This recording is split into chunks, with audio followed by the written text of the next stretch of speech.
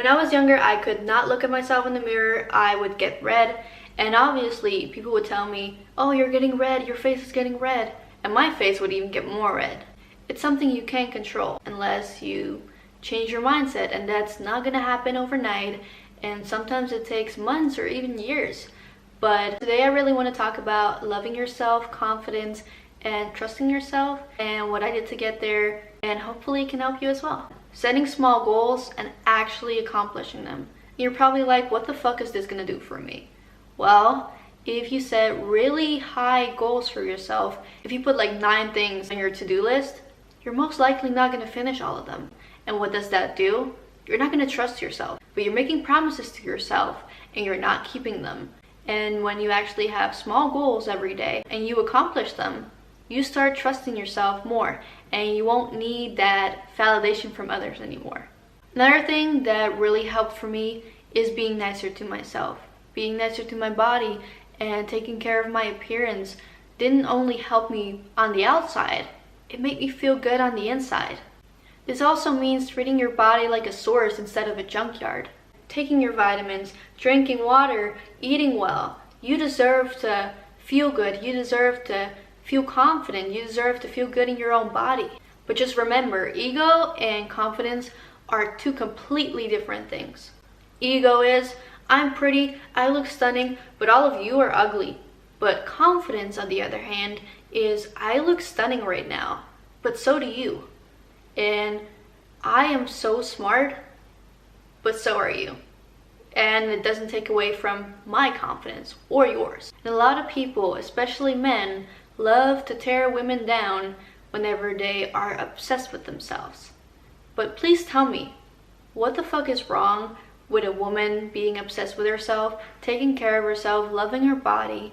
I don't see the problem with it if she's not harming anyone else with it. Number 3, you've probably seen me talking on Instagram about it already, and if you don't follow me on Instagram yet, the link is down below. Basically what this psychology trick is, it's called downward arrowing, and you can take a pen and paper out and do this with me. This is like an exercise. So what you do is you write down something that you have anxiety about, or your past trauma, or anything that is bothering you, and you just write down that word.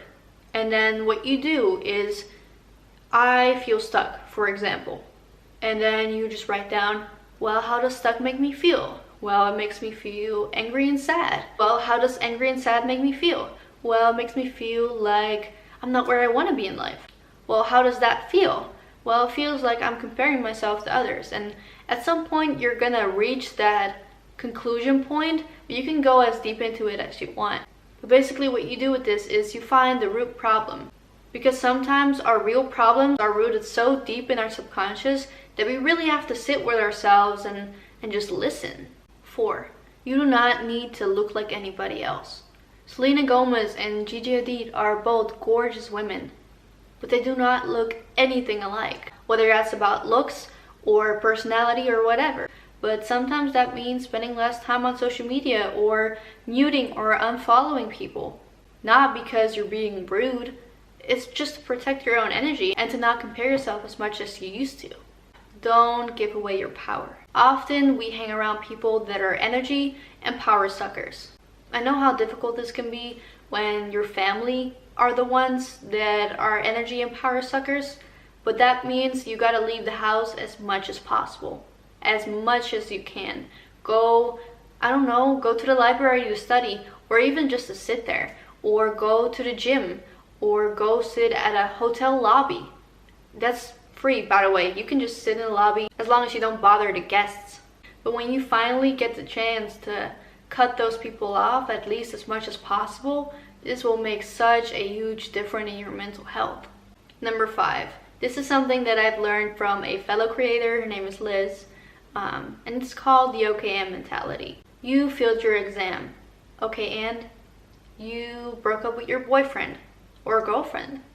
Okay, and this may seem like the end of the world right now, and it does suck. It really fucking does. But in 5 or 10 years, this is not gonna matter anymore. Do not beat yourself up for these things. You're high value, and if this was really for you, it would have come to you. And if this is actually something for you and you feel it in your gut, go for it. You try again, and you try again until it works out for you. And lastly, adjust your posture. I cannot stress this enough, but like whenever I'm walking into a room and I would slouch and I have my head down, do you think that I look approachable? Do you think that people really want to talk to me that way? Probably not. But if I have my shoulders rolled back, if I have my face tilted up, of course I look more approachable. And also an extra thing that I do is I imagine that I'm walking in heels. This way I'm more approachable, I have a good energy around me, I am noticeable, and on top of that, I feel confident, and confidence is attractive. So these were a couple of things that I've learned on my self-love journey. If you like this video, please make sure to subscribe, and I'll see you guys next week with another video.